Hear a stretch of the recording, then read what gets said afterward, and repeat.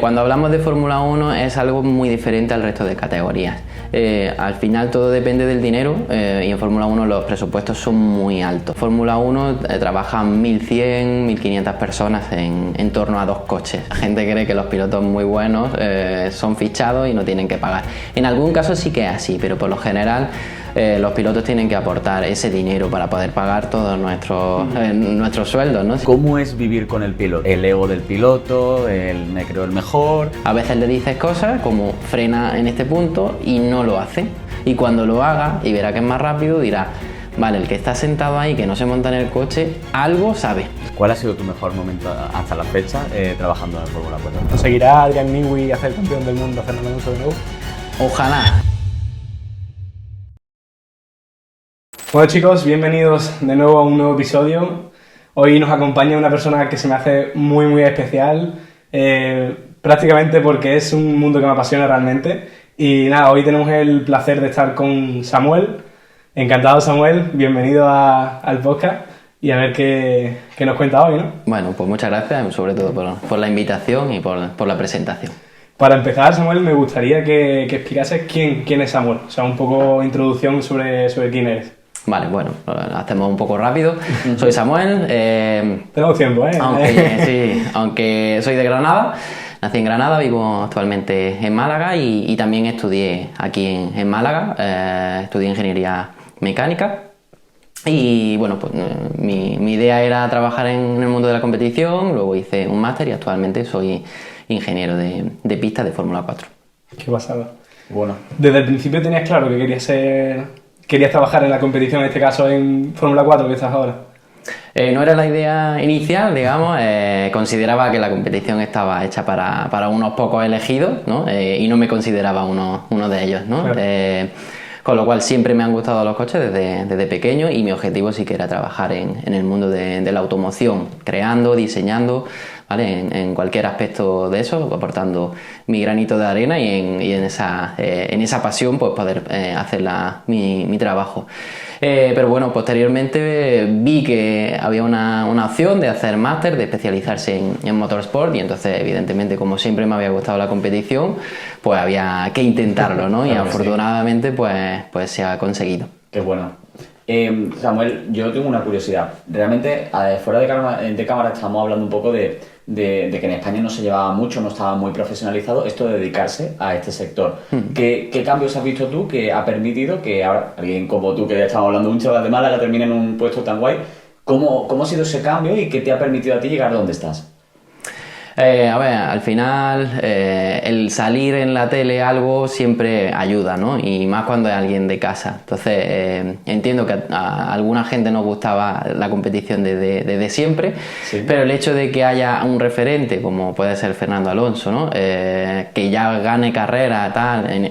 Había antes gente como Pedro Martínez de la Rosa, Margené, gente que estaba ahí, pero cuando ya estás ganando es otra historia diferente, ¿no? Ya llama más la atención, sale en los periódicos, sale en la tele y a gente que no le gusta ese mundo ya empiezan a oír hablar. Entonces eso sí que ha abierto mucho ese abanico y esa posibilidad de que España entre no solo con pilotos, sino con mecánicos, con ingenieros, porque despierta en los más pequeños esa pasión, esa gente va creciendo y al final quiere trabajar ahí. Entonces, bueno, lo mismo que ha pasado en el mundo de las motos, que antes ganaban los italianos, empezaron a ganar los españoles y cada vez hay más gente que quiere dedicarse aquí. Eso es lo que ha ido abriendo un poco este mundo a España, que no estaba tan profesionalizado y tan dentro.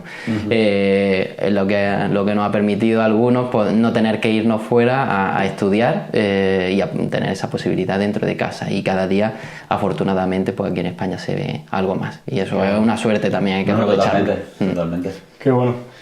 Samuel, me gustaría preguntarte, tú ahora mismo estás en Fórmula 4, ¿verdad? ¿Qué papel tiene, digamos, tu puesto de trabajo dentro del equipo, por ejemplo, en un fin de semana de carrera? ¿Qué son las cosas que suele hacer? Vale, como ingeniero de pista eres responsable o encargado del coche que llevas, ¿no? Entonces tiene muchas funciones Y bueno, al final tienes que conseguir que ese coche funcione en todo momento, evidentemente con la ayuda del mecánico, del primer mecánico y del resto del equipo. Pero eres el responsable, ¿no? Entonces, pues, las funciones, pues, estrategias que lleves, se hacen con el equipo, por supuesto, pero al fin y al cabo tú decides también cuándo sale el coche, cuándo entra, las vueltas que se van a dar. También trabajas muy de cerca con el piloto, ayudas a que mejore la conducción. Le das consejos, todo esto ayudado con los datos que tienes, con cámaras on board, todo eso se va trabajando mucho. Tienes que preparar un poco todo el plan que se va a hacer, en fin, eres encargado del setup del coche, todos los ajustes que se hacen al coche. En cada circuito, en cada circunstancia que se da, porque depende mucho de las condiciones meteorológicas, de cómo está la pista, de cómo también conduce el piloto, todo ese tipo de cosas hay que tenerlas en cuenta, ¿no? Pues bueno, desde las presiones de los neumáticos, que son muy importantes, pues a los muelles que se ponen, amortiguadores, el más mínimo detalle, pues al final está en pista y ahí las diferencias son muy pequeñas, claro. Entonces sí que hay que estar bastante dedicado a eso. Hay muchas funciones, pero bueno, las principales digamos que claro. Serían esas. Es curioso porque, o sea, yo se habrá notado ya que me gusta muchísimo todo este tema, por si no se ha notado. Y me parece increíble porque ves las retransmisiones, por ejemplo, de Fórmula 1 en televisión y ves que hay una persona para cada cosa que tú acabas de decir, por ejemplo. Sí. En categorías inferiores, como por ejemplo en Fórmula 4, digamos que cada persona tiene más funciones, ¿no?, de lo que puede tener alguien en Fórmula 1. Claro, efectivamente. Claro. Cuando hablamos de Fórmula 1 es algo muy diferente al resto de categorías. Al final todo depende del dinero y en Fórmula 1 los presupuestos son muy altos, aunque ahora esté limitado el presupuesto, pero siempre es muy alto, ¿no? Estábamos hablando de que en Fórmula 1 trabajan 1.100, 1.500 personas en torno a 2 coches, ¿no? Pero claro, también... ¿En el circuito o en No, general? En general, ¿vale? En el equipo, porque hay que diseñar cada pieza, hay algunas que se compran, pero hay equipos que fabrican todas las piezas, motores, tal. Entonces, claro, hay una dedicación bastante importante. Luego, hay muchísimos más sensores, está todo mucho más estudiado. Entonces, claro, cada vez ha ido profesionalizándose cada vez más, hay muchos más datos y es imposible que eso lo pueda gestionar una o muy pocas personas. Claro.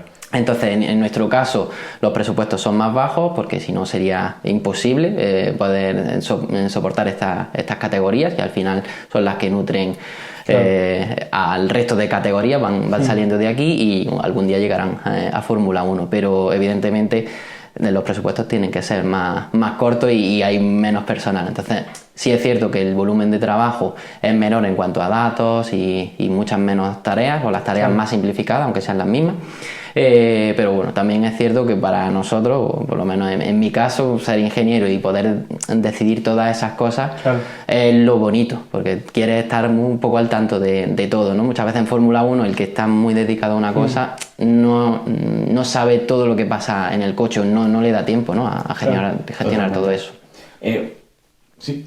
No, es que me salen muchas dudas, tío. Vale, cualquier cosa que Por ejemplo, en un equipo como el vuestro, ¿cuánto podéis ser? Me ha dicho que a lo mejor en Fórmula 1 puede haber incluso 1.000, 1.500 personas por cada equipo. Sí. En un equipo como el vuestro, ¿cuántas personas puede haber? Bueno, nosotros somos alrededor de 25 personas, ¿vale? Hay que tener en cuenta que tenemos 6 coches, digamos cada plaza de equipo son 3 coches, nosotros es como si tuviésemos 2 equipos, ¿no? Uno que es Campos Racing y el otro es Griffith Core by Campos, ¿vale? Porque se tienen que llamar diferente. Entonces cada equipo tiene 3 coches, pero al final el trabajo lo intentamos hacer entre todos. Entonces en general somos 25, ¿vale? Contando ingenieros, mecánicos y un poco todo el personal que hay por ahí, sin contar pilotos, ¿vale? Claro. Hay una cosa que has dicho que me pareció súper interesante, rescatando tus palabras, el tema de los datos. Yo te quiero preguntar, ¿qué datos son importantes de cara a decir, puede marcar la diferencia entre ganar una carrera o no? ¿Qué tipo de datos tenéis vosotros en cuenta? O en este caso tú como ingeniero, ¿qué datos tienes en cuenta de cara a la carrera o el piloto? Claro. A ver, al final como ingeniero, cuantos más datos tengas, mucho mejor, ¿no? Pero es cierto que en los campeonatos suelen limitar la cantidad de sensores que se tienen. También eso hace que el coche sea más barato, el campeonato sea un poco más barato. Y sobre todo intentan hacerlo lo más igual posible. Entonces, cuantos más datos tengamos y más podamos un poco exprimir esos datos, pues más información tendremos. Entonces, por una parte, Lo que nos sirve es la conducción, ¿vale? Para ayudar a ese piloto a mejorar, ¿vale? Datos como freno, volante, acelerador, cambio de marcha, revoluciones, todo ese tipo de cosas nos ayuda para decirle dónde hay que frenar o con qué presión hay que hacerlo, dónde hay que acelerar. Todo eso sí que nos ayuda. Y por otro lado estarían la parte de sistemas. Evidentemente es una máquina y tenemos que controlar que el funcionamiento pues sea el correcto, que vayan las temperaturas adecuadas, presiones de bombas, por ejemplo, cosas así, ¿no? Y luego también podemos sacar datos de cómo se ha ido comportando el coche. Nosotros sí que evidentemente le preguntamos al piloto qué ha sentido en el coche, pero también tenemos que apoyarnos en los datos. Somos ingenieros y al final un piloto, sobre todo cuando son jóvenes, son más novatos, a veces no tienen esa sensibilidad, ¿no? Entonces sí que tenemos que hacer caso a los datos y también escuchar al piloto, por supuesto, porque al final es el que está montado en el coche. Totalmente. Hay una cosa que yo creo que para todas las personas que nos están viendo y que, bueno, yo pienso que eres una absoluta inspiración para aquí, para los malagueños y un poco en España. Cuando tú decidiste postular para este puesto, ¿cómo fue el proceso de selección? Es decir, voy a resumirlo absurdo, ¿vale? Pero cuando tú te presentas en el departamento de recursos humanos o todo eso, ¿qué te preguntan? ¿Qué tipo de cosas se te presentan, no? Bueno, es un trabajo un poco diferente, no funciona así del todo. De hecho, bueno, a veces echan muchos currículum y jamás te llama nadie, ¿no? Claro. Funciona más por la reputación que tengas o la gente que te pueda conocer cómo ha trabajado, ¿vale? Yo en el equipo actual en el que estoy, que es Campo Racing, me conocen de haber hecho el máster y de luego la experiencia que yo he tenido una vez que terminé el máster. Entonces al final vas compartiendo pistas. Y bueno, entiendo que vieron algo en mí que decidieron que fuese ahí. Pero es cierto que a veces te llama gente que no conoce y dice, pues tal me ha hablado de ti y me ha dicho que tú eres el ingeniero que yo estoy buscando, ¿no? Entonces este ingeniero es bueno. Sí, efectivamente. Entonces, bueno, también tienes que dar un poco la cara por quien te ha recomendado. Pero eso, por una parte es bueno porque te va recomendando a la gente. Y por otra parte es complicado, sobre todo cuando empiezas. Si no conoces a nadie, como era mi caso, pues tienes que abrirte ese hueco. Entonces, hasta que no te den esa oportunidad, es complicado. Ojalá fuese presentar un currículum que puedas decidir una entrevista de selección. Y muchas veces lo que te dicen, como fue en mi caso, que también estuve trabajando en Resistencia, me dijeron, bueno, te damos el portátil, te vienes a Italia a hacer una carrera. Si la haces bien, te quedas. Si no, pues te vuelves a España. Efectivamente. ¿Y qué tal fue eso? Hombre, estuve fue bien toda la temporada, sí. El resto de la temporada estuve con el equipo, con lo cual pues bueno, fue bien, porque seguí yendo al resto de carreras hasta terminar la temporada. Sí. ¿Cómo fue ese momento, tío? Que te llaman el teléfono y vente para Italia, que vamos a empezar. Bueno, ¿fue tu primera vez en competición? Digamos sí, había hecho las prácticas, pero a nivel profesional era la primera vez. Después de echar muchos currículum, hablar con gente y tal, pues al final eso, alguien te llama, ¿no? Hay que insistir, entonces a veces se da esa oportunidad y hay que cogerla. Entonces, pues ya está, hay que estar preparado. Te dicen pues lo que básicamente te dan el ordenador y casi que no te explican lo que tienes que hacer, ¿no? Entonces, por una parte está bien porque confían demasiado en ti, por otra pues tienes muchas dudas que puedes preguntar a los compañeros cuando están un poco más libres y por otra, bueno, tienes que buscarte la vida, pero al final es algo que he aprendido como ingeniero. Y tienes que saber buscarte la vida y saber hacerlo bien. Entonces, bien, también. Claro, es un reto importante. El momento que te sueltan ahí de repente total. Sobre todo porque a veces no sabes si lo estás haciendo bien, en el modo en el que quiere el equipo y tal, pero bueno, hasta ahora ha ido bien la cosa y podemos vivir de ello. Qué bueno, qué bueno. O sea, eso es algo interesante porque justo el hecho de vivir del mundo de la competición es como que se coge con pinzas, ¿no? Porque hay mucho dinero de por medio, mucho negocio y, por ejemplo, algo que estábamos hablando antes de empezar la entrevista fuera de cámara era un poco que los pilotos realmente pagan por competir, no es que son fichados, pero hay un negocio detrás. Cuéntanos un poco cómo funciona eso. Bueno, normalmente eso, la gente cree que los pilotos muy buenos son fichados y no tienen que pagar. En algún caso sí que es así, pero por lo general los pilotos tienen que aportar ese dinero para poder pagar todos nuestros sueldos, ¿no? Si no, son muchos gastos, tienes que transportar camiones, donde van los coches, el personal, los hoteles, todos los viajes. y los coches también tienen un mantenimiento bastante alto. Entonces sí que es cierto que tienes que pagar toda esa parte. Pilotos que no tengan un alto nivel económico, pues tienen que ayudarse de esos patrocinadores. Claro. Entonces, según la competición en la que estés, pues el presupuesto ya sube más o menos y tienes que buscar esa financiación. Pero Claro. incluso en Fórmula 1 necesitan los pilotos tener un presupuesto bastante alto y alguien que lo pague. Totalmente. Yo tengo una curiosidad porque si realmente los pilotos son los que pagan por participar en la competición, realmente, ¿dónde está el beneficio de la escudería? Es decir, me alimento, si Red Bull trabaja o lo que sea, o en tu caso, ¿dónde gana dinero o a través de qué gana dinero la escudería? Claro, a ver, la Fórmula 1 siempre es un caso muy especial, porque cuando sales en la televisión, ya ves que los coches, los monos, todo eso, llevan un montón de patrocinadores. Entonces, esos patrocinadores ponen dinero para salir en la tele. Y evidentemente lo que yo quiero es, si tengo una empresa y quiero que mi pegatina esté ahí, quiero que esté en el coche ganador.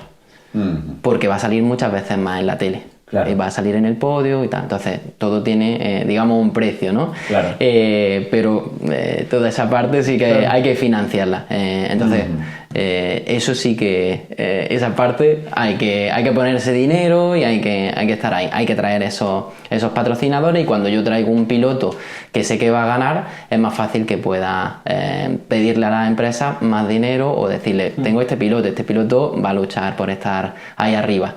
Es fácil.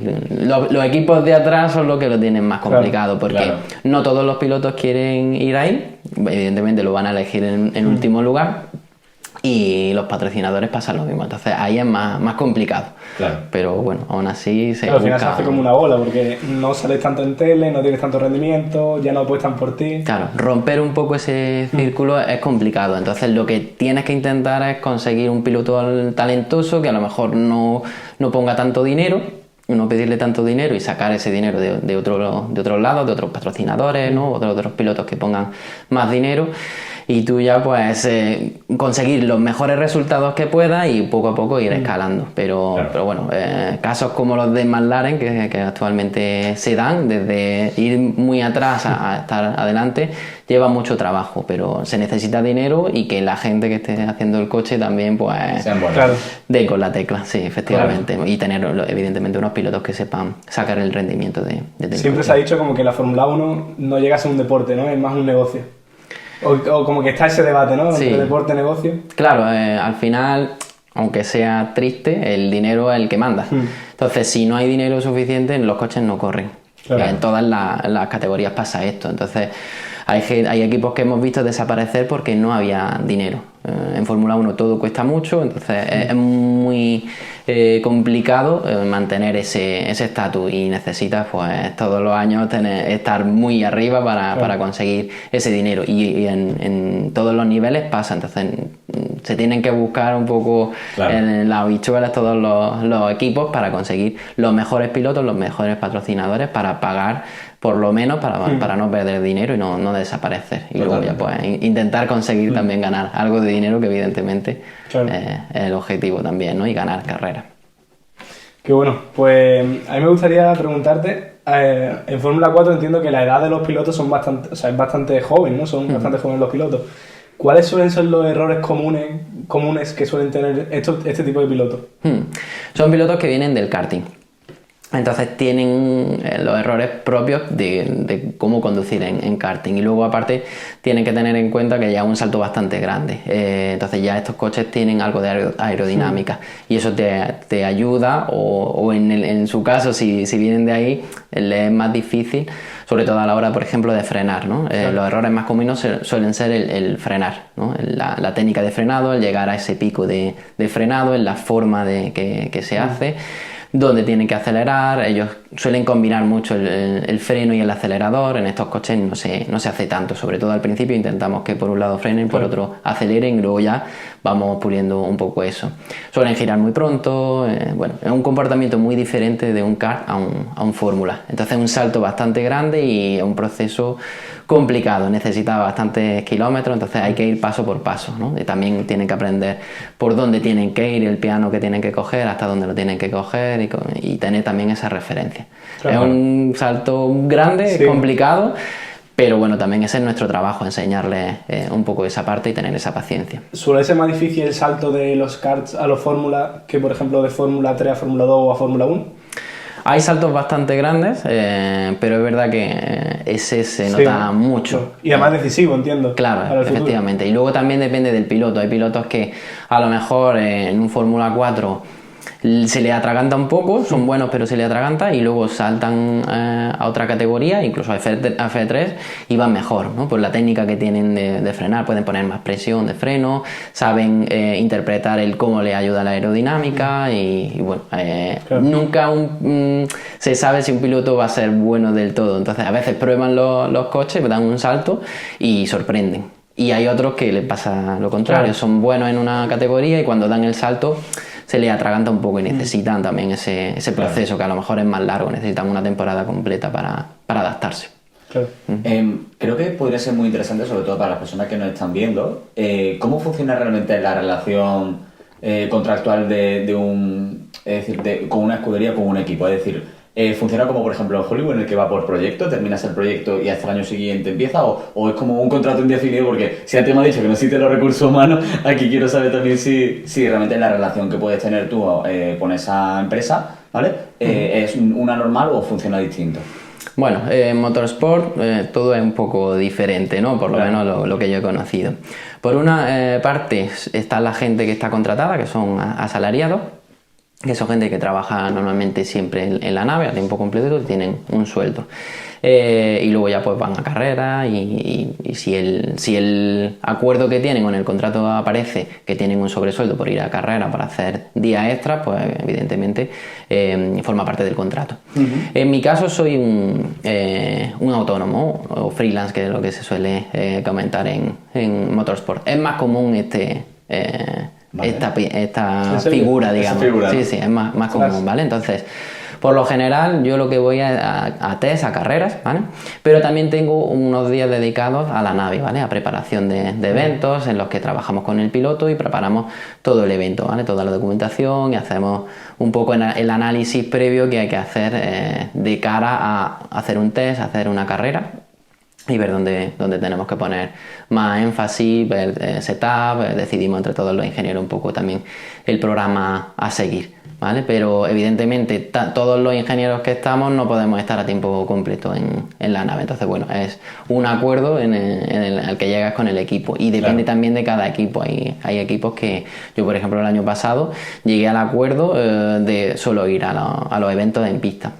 Claro. Entonces, bueno, es simplemente que llegue a ese acuerdo. Y normalmente pues, suele ser anual, Qué guay, qué guay. Claro, por temporada, entiendo, ¿no? efectivamente, sí, sí. Y el que te renueven o no, o que digan de continuar o no, va a depender de ti, ¿no? De tu rendimiento, ¿no? Efectivamente. Ostras, qué guay, súper meritocrático, ¿no? Es decir, que si sigue funcionando es porque eres bueno. Efectivamente. Qué guay, qué guay. A ver, depende de muchos factores, porque a veces no todo el que haga bien el trabajo, pues los resultados están ahí, pero también es cierto que es una forma de tenerte ahí siempre activo, Claro, ¿no? Y eso es bueno. Entonces, para mí no representa un problema. Entiendo que el trabajo hay que hacerlo bien Sí. y ya está, y no pasa nada. Entonces hay que poner el 100%. Si en algún momento el equipo decide que no eres apto, pues hay que respetarlo y buscar otro equipo, no hay ningún problema, pero yo nunca lo he visto como una limitación, sino también como un reto de día a día. Claro. Si estás en competición, lo que tú quieres es superarte día a día. Entonces hay que hacerlo bien. Los resultados llegarán o no llegarán, pero si tu trabajo está bien hecho, llegarán en algún momento cuando se den todas las condiciones. Me encanta esa filosofía, de verdad, me ha flipado. Me ha encantado. A mí es que me parece súper curioso porque, claro, digamos que puede ser a veces difícil de diferenciar el que tú hayas hecho un buen año como ingeniero, pero luego no acompañen los resultados del equipo, ¿no? ¿Cómo el equipo puede tener en cuenta, digamos, tu trabajo a la hora de poder renovarte un año más o ampliarte a otro equipo? A ver, muchas veces es difícil. Competición en cualquiera, no solo en motorsport, sino en cualquier competición no deja de ser un deporte. Entonces, el que gana, aunque no lo haya hecho 100% bien, ha ganado y eso es lo que importa, ¿no? El resultado. Y si has quedado el último, pues bueno, parece que hay algo evidentemente que falla, ¿no? Y normalmente cuando falla, pues como he dicho, si el ingeniero es el responsable del coche, pues normalmente es el primero la primera cabeza que hay que cortar, ¿no? Entonces sí, esto como un entrenador en fútbol y ya está, entonces pues hay que hacerlo bien. Pero cuando tú haces el trabajo día a día, es muy difícil que un resultado pueda ser injusto, por lo menos desde el punto de vista que yo lo veo. Estamos en pista, pero también hacemos mucho trabajo, como he dicho, en nave, hacemos preparación y el día a día. Entonces, los ingenieros trabajamos muy mano a mano, aunque lo parezca. Cada uno tiene su coche, pero intentamos ayudarnos entre todos. Entonces, si tú has trabajado codo a codo con una persona, esa persona, si es la responsable de decir, oye, este debería de estar o no, sería injusto si te ha visto trabajar día a día, lo has hecho bien, has tomado decisiones correctas, que diga que te tienes que ir fuera, ¿no? Solo por los resultados. Entonces, entiendo que en algún caso puede ser injusto, pero yo ya os digo que no he tenido ese problema, ¿no? Es más bien lo que he ido decidiendo yo y afortunadamente por lo menos hasta ahora. Entonces, bueno, creo que el trabajo de un día quizás es más difícil que sea injusto, pero pasa como, por ejemplo, en la liga de fútbol. El que gana la liga ha sido el más regular durante todo el año. Entonces, hablar de que ha sido injusto es complicado. Quizás si esto dura un partido, puedes sí hablar de que alguno ha sido del todo justo, pero en una temporada, en un año, pasamos muchas horas juntos y... El tiempo pone a todo el mundo en su sitio, ¿no? Creo que sí. ¿Sabes con lo que se dice que en la salida, en la primera curva, no vas a ganar el campeonato, pero sí puedes perder la carrera? Efectivamente. Entonces tienes que tomarlo también en la carrera profesional, ¿no? No vas a ganar una carrera al principio, el primer día que estás, sino tienes que hacer el trabajo durante todos los días. Y uno no empieza ganando carreras, empieza haciendo las cosas bien. Y el primer objetivo es que el coche cruce la línea terminando la carrera. Y ya empieza a ser un poco más ambicioso, pero lo primero es que acabe la carrera del coche. Claro. Hay una cosa que para mucha gente puede resultar interesante, que es cómo es vivir con el piloto. Es decir, el ego del piloto, el me creo el mejor. Ahí puede ser algo muy interesante de, oye, yo intento bajarle los humos o tal. ¿Cómo se vive esa relación? O si realmente son tan tontos como se plantean.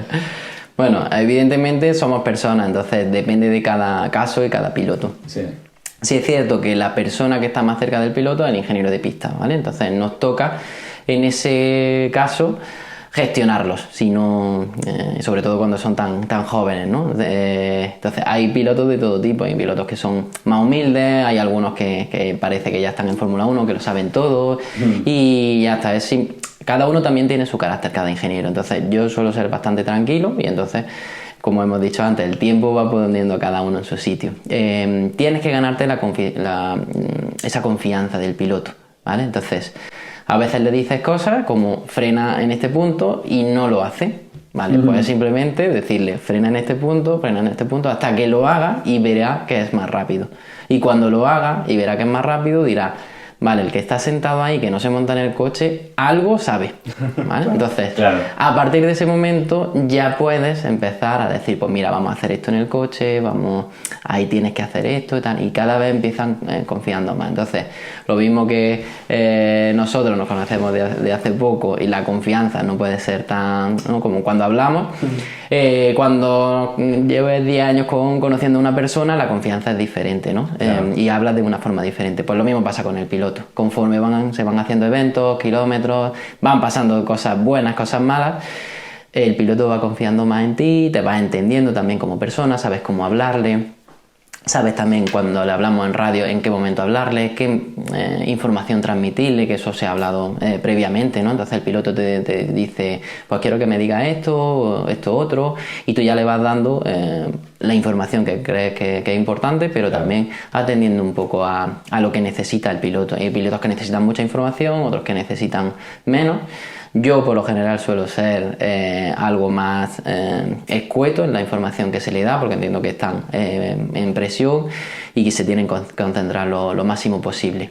Pero es relaciones humanas, entonces Claro. sí que hay que gestionar un poco eso y siempre se dice cuando ya empiezas a entrar en este mundo que el ingeniero de pista a veces es más psicólogo que técnico, que ingeniero, ¿no? Y bueno, esa parte también es importante y te tiene que gustar esa parte.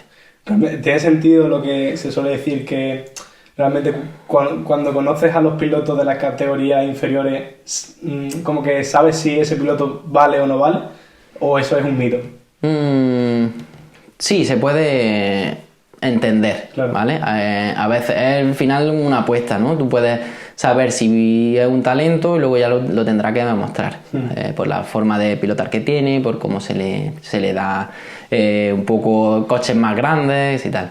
Pero es cierto que los pilotos nosotros al ser bastante jóvenes se les va viendo cada año cómo van madurando. No solo como pilotos, sino como personas. Claro. Y eso hace que en pista se comporten de forma diferente y que atiendan a tus consejos también de forma diferente, lo maduren también mejor. Claro. Entonces todo eso también va ayudando, ¿no? Cuando trabajas en categorías superiores, ya el piloto lo básico se supone que lo sabe, entonces ya vas viendo detalles y vas adaptándote a ese coche. Claro. Pero ya tienes a gente algo más madura. Entonces, Claro. bueno, sí que a veces a nosotros nos resulta un poco desafío, pero también es lo bonito de nuestra parte. Y enseñando lo básico que pueden ser técnicas que se utilicen luego ya, incluso en Fórmula 1, ¿no? Claro. Qué bueno. Cuando, por ejemplo, tenéis un accidente en pista, ¿cómo, digamos que cuál es el protocolo que seguís? Porque yo, cuando hay, por ejemplo, accidentes en Fórmula 1 de un día, o sea, al final del día, y siempre se dice que los ingenieros y todo el equipo de mecánicos tiene que pasar toda la noche en el box arreglando el coche, ¿eso, por ejemplo, pasa también con vosotros? Sí, puede pasar. Cuando hay un accidente, lo primero es saber si los pilotos involucrados están bien. No hay que olvidar que esto no deja de ser un deporte, una afición que se tiene, y lo importante son la integridad de las personas. Una vez que se sabe eso, que además es algo que comentamos bastante por radio, cuando nos vimos en Jerez hubo un accidente bastante fuerte en la salida. Entonces lo primero que te pregunta el piloto cuando le dice ha habido un accidente grande, es bastante probable que haya bandera roja, como así fue. Lo primero que te pregunta es quiénes han sido y cómo están todos los pilotos. Entonces son unos momentos en los que hay que tranquilizar al piloto. Si no sabe información, al menos decir, bueno, hay que esperar un poco, pero... Y ya una vez que salen los pilotos, que vemos que todo está bien, ya hay que ir a lo que es la máquina, ¿no? Entonces, por lo general nos traen el coche. Si el piloto no puede dar algo de información, pues nos viene bien, en caso de que sea nuestro piloto. Si no, pues nos traen el coche y hay que un poco que valorar rápidamente lo que hay que hacer. Entonces, depende de cuándo se haya producido el accidente, es más importante o menos. Si se produce al final del día, que ya no tenemos ninguna sesión, se puede hacer todo con cierta tranquilidad, claro, dentro de lo que cabe. Pero si tiene una sesión en una hora, tienes que intentar tener al máximo de personas ahí lo más rápido posible. Para eso también existe un jefe de mecánico en el que dice, pues mira, si tenemos 5 personas, pues, o 2 personas, las que sean, hay que distribuir un poco el trabajo, ¿no? Y ver el alcance. Si hay que cambiar una suspensión, es algo más rápido. Si el accidente ha sido bastante grande y hay que cambiar motor, caja de cambio, se lleva más tiempo. Y ya si hay que cambiar un chasis, pues entonces sí que la cosa se pone bastante seria, porque es más probable que te toque estar toda la noche. Sí, sobre todo porque ya llevas cableado y es algo más importante. Claro. En Fórmula 1 los coches son más complejos, con lo cual si hay un accidente gordo, pues hay que cambiar bastantes más cosas, chequear muchos más sensores y tal. Y por eso es por lo que, aunque haya más gente, se suele tardar bastante.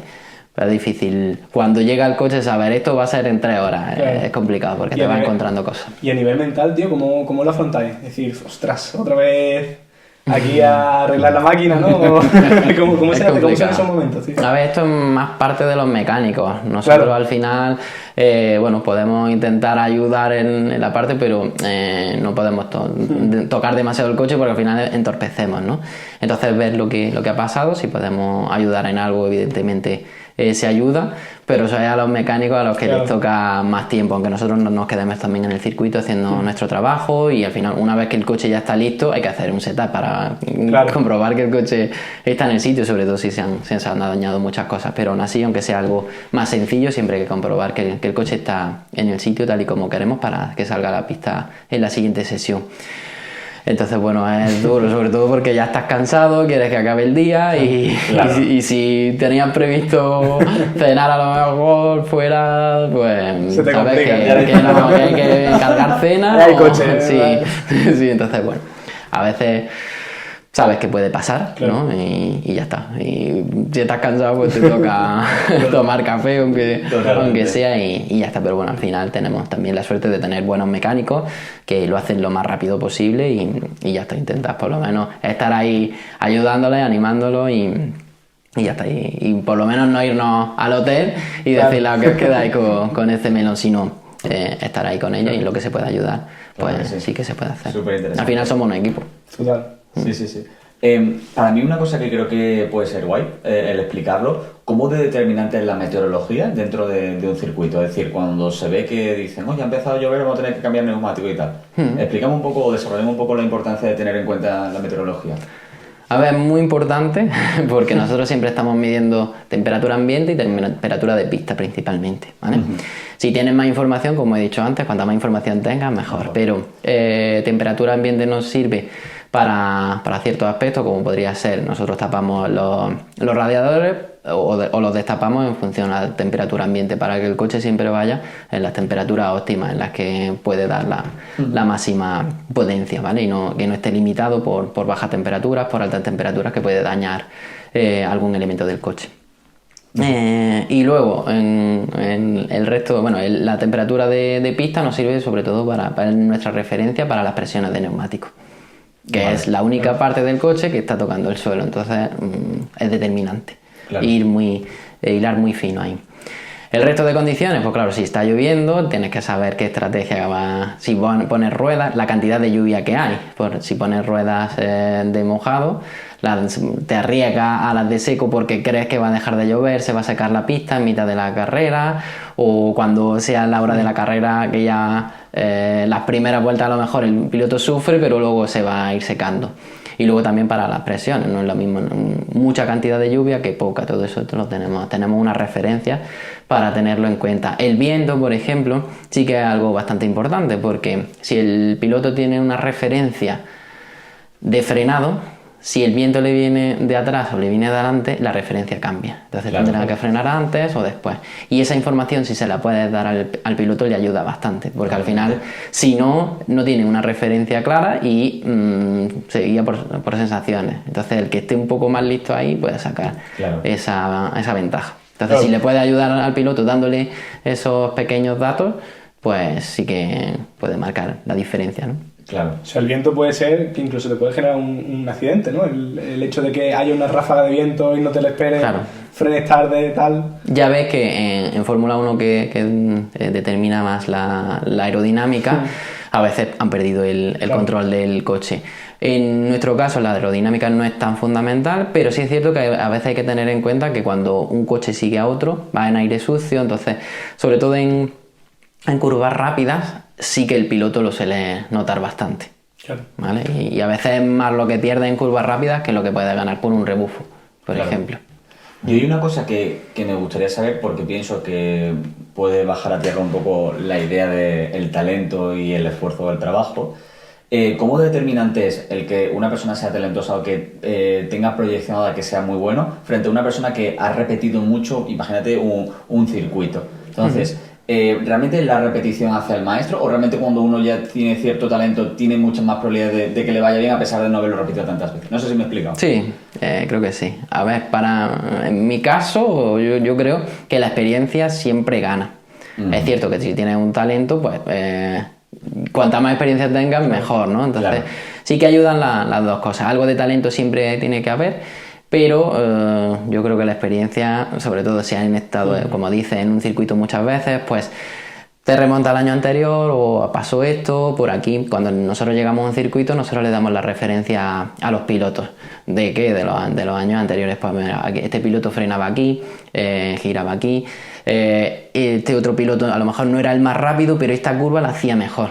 Entonces toda esa experiencia sí que gana. Bueno. Y luego para tomar las decisiones también, es decir, una decisión de un setup la tomas teniendo en cuenta muchos datos. Entonces, como base puedes tener el año anterior, si ha ido bien la cosa, y luego ya ir ajustando. Y también el tema de cómo va cambiando la pista, ¿no? Todo eso lo tienes en cuenta. Si sabes que va a hacer, está previsto que va a hacer más calor, ya sabes más o menos por dónde tienes que ir, los cambios que tienes que hacer.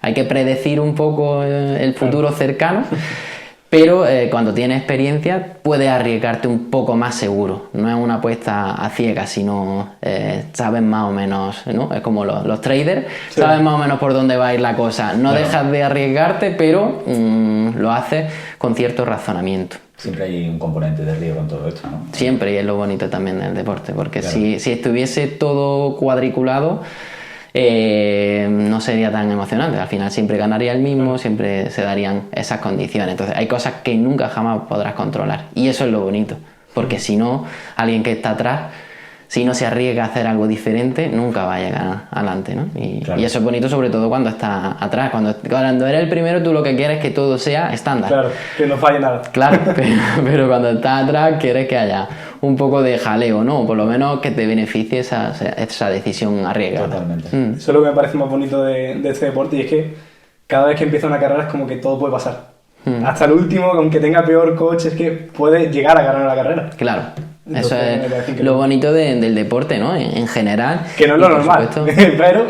Ya, pero... Pero puede pasar. Bueno, pasa mucho, ¿eh? ¿Sí? También, bueno, sí que suele pasar. Nosotros tenemos 36 coches en pista. Entonces, la probabilidad de que haya un safety car es muy alta. Claro. Es prácticamente del 100%. Entonces, ¿qué es lo que pasa? Que si tú estás de los 10 primeros, las probabilidades de que estés en un accidente son mucho más bajas que cuando estás atrás. Claro. Si has hecho una mala clasificación y sales atrás, tienes bastantes papeletas de que te lleven por delante, claro. También es cierto que puede que se choquen los de adelante y conseguir adelantar bastante. Claro. Pero tienes que intentar no meterte en lío y estar lo más adelante posible, porque el riesgo de que te pasen cosas es bastante alto. Claro. A mí me gustaría, Samuel, preguntarte, un poco humanizando un poco el trabajo también vuestro que tenéis, ¿cómo es un día en la vida de un ingeniero de competición? Es decir, un sábado por la mañana tenéis, o un viernes tenéis entrenamientos, tal, ¿cómo es la rutina que seguís durante ese día? Desde que te levantas eso hasta que... Claro, depende un poco más o menos del día, ¿no? De las sesiones que tengas, de lo importantes que sean, pero bueno, normalmente llegamos al circuito 7:30 de la mañana aproximadamente, porque las primeras sesiones suelen ser a las 9 de la mañana, entonces preparamos un poco todo. El día anterior se ha tenido que dejar todo en el sitio, porque no puede estar con prisas, tiene que tenerlo más o menos todo controlado. Pero es cierto que hay cosas que tienes que ver en el último momento. Hemos hablado de las condiciones meteorológicas y aunque haya predicciones que tú puedas saber con cierta alta probabilidad qué temperatura va a haber a esa hora, pero es más fácil que lo sepas media hora antes a 12 horas antes. Claro. Entonces ajustamos ciertas cosas como el blanking, lo que como hemos comentado antes de tapar los radiadores, presiones de neumáticos por supuesto, incluso a veces, aunque tengamos un plan hecho de sesión, hablamos al llegar al circuito, viendo esas condiciones o lo que hemos ido analizando, de hacer pequeños cambios, ¿vale? Todo ese tipo de cosas se ven cuando llegamos al circuito. Luego normalmente llegan los pilotos. Vamos viendo con ellos cuál es el planning del día, si nos hemos quedado, que normalmente siempre nosotros nos quedamos hasta tarde trabajando, a veces hemos analizado mucho más y hemos encontrado algo que dice, pues bueno, hemos analizado la vuelta más rápida, pero yo luego he analizado con un piloto que esta curva la hace mejor, entonces aquí puedes hacer esto. Claro, siempre ves pequeños detalles, claro. Le refrescas ciertas referencias, le pones vídeos, le pones data. No hay que saturarlos, pero sí que meterlo un poco en el día para que estén concentrados. Claro. Luego ya ellos van a calentar antes de cada sesión y nosotros preparamos pues lo último que quede, las ruedas, controlar que todo está listo.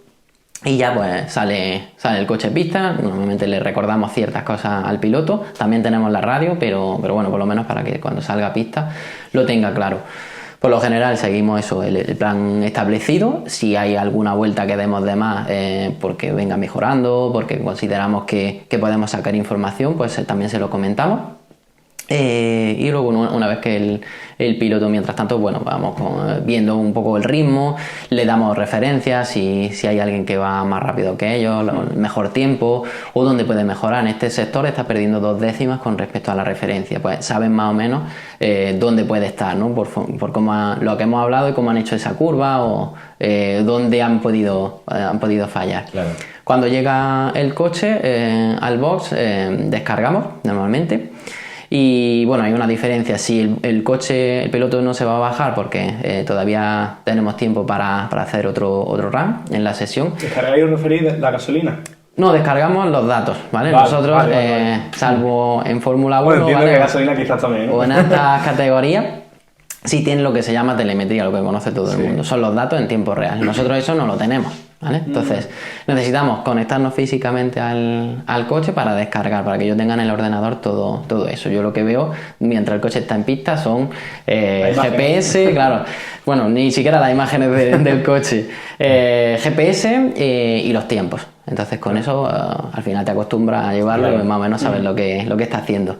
Pero cuando llega el coche sí que descargamos. Entonces vemos primero sistemas, que todo esté correcto, ¿vale? Temperaturas, presiones, como hemos comentado antes, estado de batería, todo eso que claro. Vaya correcto, ¿vale? Y si tenemos que hacer alguna cosa o no hay que salir porque vemos que hay algo raro, ¿vale? Pues es mejor que el coche esté íntegro y solucionar el problema que tenemos a salir a pista y que la avería sea bastante grande. Claro.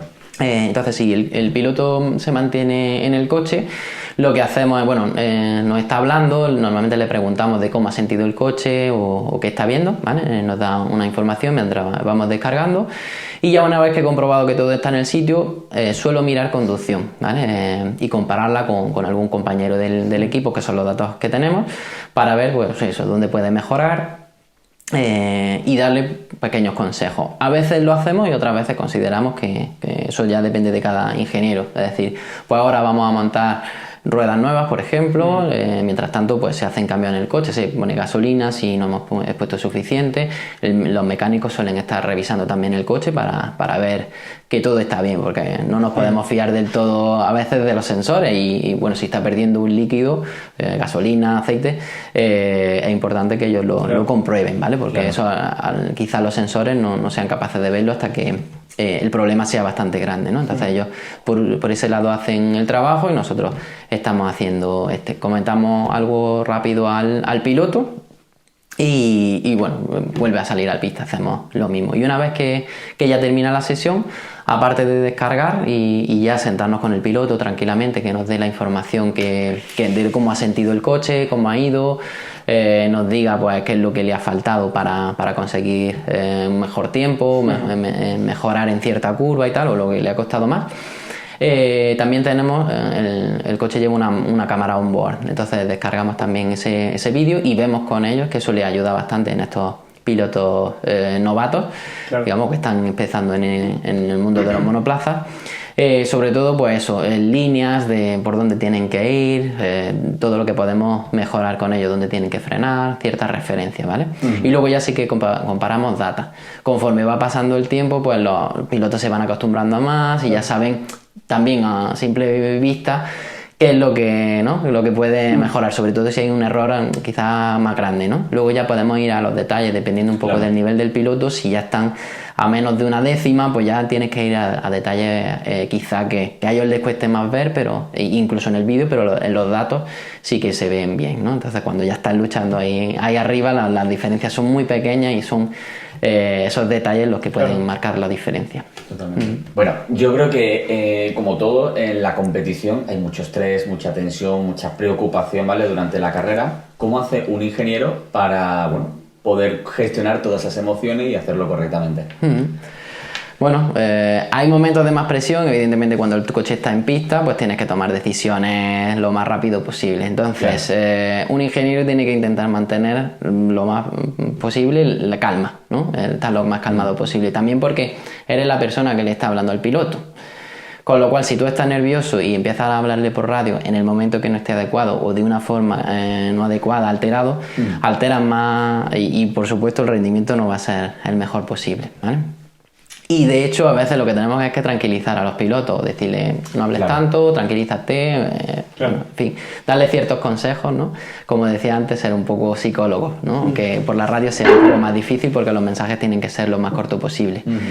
Entonces, lo que es fundamental para poder tener más o menos todo eso, esa presión, ese estrés bajo control es tener claro cuáles son tus funciones y cuál es la prioridad de cada una de ellas en un proceso estándar o haber pensado previamente todo lo que puede pasar. Si hay un coche de seguridad, si hay un accidente, si hay, en fin, ciertos escenarios, no lo puedes controlar todo, pero sí ciertos escenarios puedes tenerlo en cuenta. Entonces, si tú lo piensas fríamente en casa o trabajando pero en la nave, ¿qué es lo que puede pasar? Es más fácil que tengas una respuesta adecuada a me ha pasado esto, no lo tenía previsto y ahora ¿qué hago? Y son decisiones que tienes que tomar a lo mejor en algún segundo o un par de segundos, porque si el piloto te dice ¿qué hacemos? ¿Entramos? ¿No entramos? O, en fin, ¿qué es lo que se puede hacer? A veces te preguntan cosas de la normativa, ¿no? Si hay una bandera roja tienes que saber si se puede tocar el coche, cuándo se puede tocar, todo ese tipo de cosas tienes que tenerlas muy claras. Y ese trabajo es previo. Cuantas menos decisiones tomes a la ligera en pista, mejor te irá. Claro. Yo creo que puede ser muy interesante contarme ya un poquito de esa parte más personal, ¿no? En el que nos cuente un poco cuál ha sido tu mejor momento hasta la fecha trabajando en Fórmula 4. Bueno, para mí lo mejor es haber llegado, por supuesto, porque para mí, esa era la meta, ¿no? Entonces, poder haber trabajado en competición, ser ingeniero de pista, que era lo que más me llamaba la atención, y estar en un equipo como Campos, que es un referente, pues para mí ese es quizás lo más difícil de conseguir, ¿no? El resto pues llegará con el tiempo. Hasta ahora, pues, podios que hemos conseguido este año, con lo cual, pues, es bastante importante, al menos para mí. Y bueno, evidentemente el objetivo es seguir superándose, ir a por las victorias y si se puede algún campeonato. Bueno. Pero bueno, paso a paso, ¿no? Todavía estamos empezando, digamos. Muy bueno.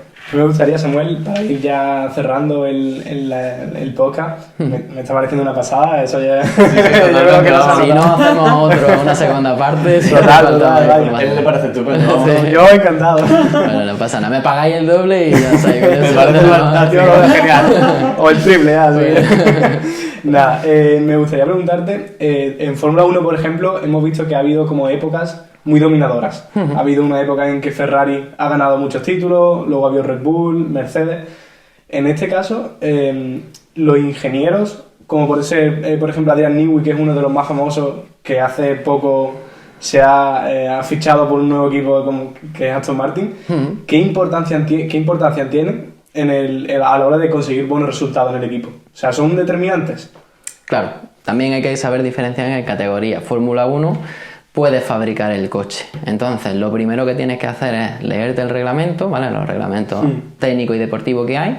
Y entonces, leer el reglamento técnico y sabes qué puedes o qué no puedes hacer. Y tienes que sacar la mayor ventaja de ese reglamento, que es el mismo para todos. Entonces, el que sepa sacar, sobre todo de un nuevo reglamento, un cambio que se haga, exprimirlo al máximo, sacar esa ventaja, evidentemente se llevará el gato al agua, ¿no? Claro. Es difícil, evidentemente, como ya hemos explicado antes, trabajan muchas personas, entonces es cierto que hay nombres que sobresalen, pero esas personas tienen un equipo, entonces su objetivo más que hacer todo el trabajo quizá de aerodinámica es tener un equipo y decirle vamos a ir por esta línea, vamos a ir por la otra.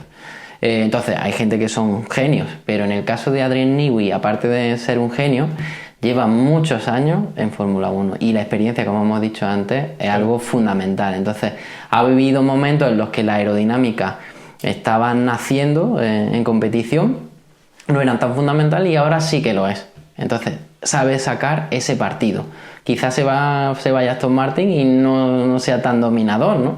Pero el objetivo, lo que queremos todos, ¿no? Los que seguimos sobre todo a Fernando, y los que también queremos que ganen equipos diferentes, porque eso siempre, aunque ahora ganase Aston Martin y a nosotros nos guste que gane Fernando Alonso, pero es aburrido cuando alguien está ganando siempre, ¿no? Lo importante de la competición es precisamente eso, la competición, que puedan luchar unos con otros. Entonces me parece importante saber valorar a estas personas que, por supuesto, por talento están, digamos, por encima de los demás.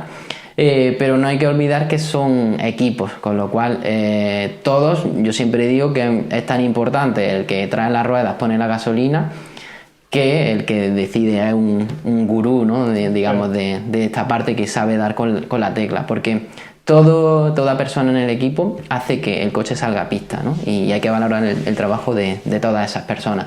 Evidentemente, si tienes una persona con la reputación de Adrian Newey, con esos conocimientos, toda esa experiencia, es lo que te va a hacer tener bastantes probabilidades de ganar, ¿no? Pero sí, evidentemente tienes que dar con esa tecla y los demás tienen que intentar ver, ¿no? Lo mismo que hacemos nosotros con los pilotos, que vemos a ver dónde pueden mejorar.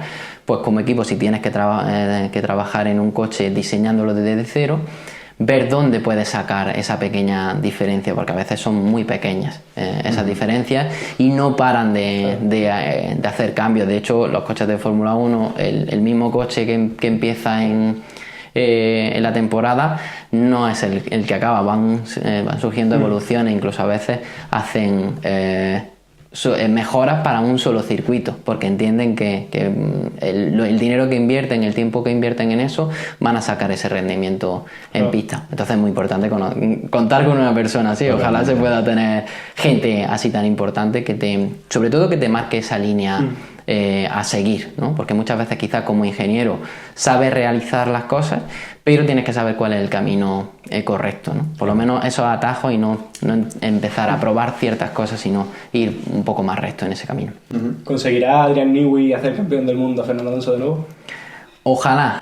Creo que Aston Martin no solo está haciendo el fichaje de Newey, ha fichado a bastante gente, ha hecho una nueva fábrica. Entonces creo que las decisiones que están tomando mayoritariamente son acertadas, y no solo una persona te hace campeón, pero sí que están dando los pasos importantes, y esto, aparte de mediático, es bastante importante, por lo que digo, porque es una dirección de trabajo en la que esperemos que sea acertada y lo que queremos todos, ¿no? Pero sobre todo que sea lo más igualitario posible el campeonato. Qué bueno.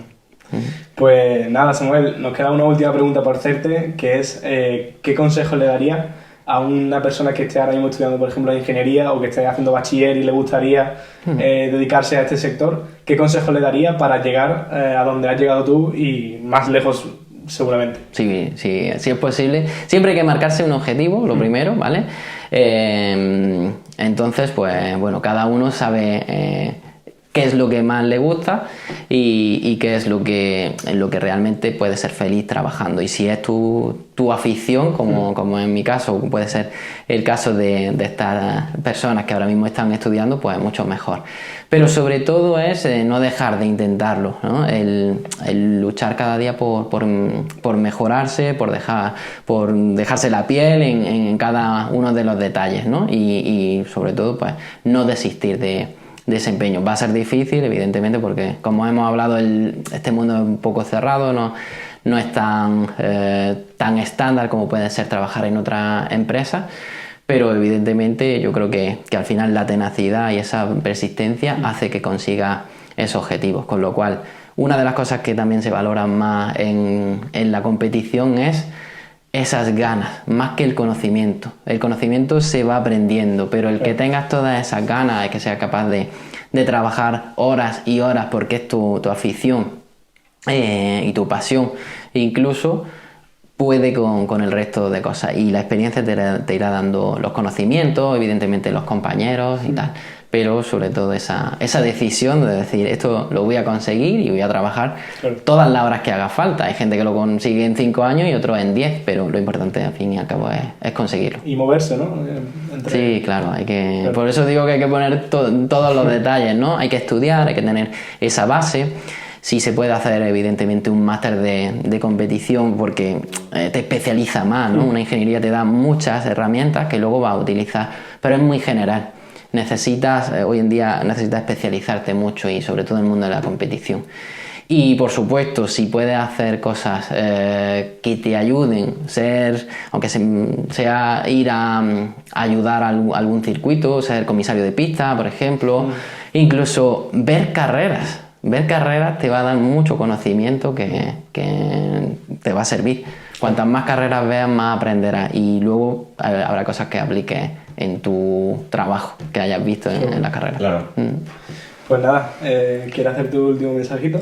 Sí, me encantaría saber quién querrías traer al podcast. Además, tienes que decirlo directamente hablando a cámara. Vale, vamos a intentarlo, es algo difícil, pero bueno, hablando un poco del tema de competición, que veo que os gusta bastante y espero que a la gente que vea este podcast. Bueno, voy a intentar traer a alguien importante que sí que conozco bien, a mi piloto, ¿vale? Entonces, Enzo, intentaremos traerte aquí, espero que no me dejes en mal lugar y puedas venir con ellos y bueno, pasar un buen rato también, como lo he pasado yo y poder dar también la versión de un piloto desde aquí. Entonces, queda invitado, por supuesto. Totalmente. Muy bien. Pues nada, chicos, muchísimas gracias. Un placer, Samuel. Un placer. Un Igualmente, placer. cuando queráis, repetimos, hacemos la segunda Totalmente. parte. Fantástico. Pues, Así que nada. pues listo, Nos vemos en el muchísimas siguiente gracias. episodio. Eso es. Chao.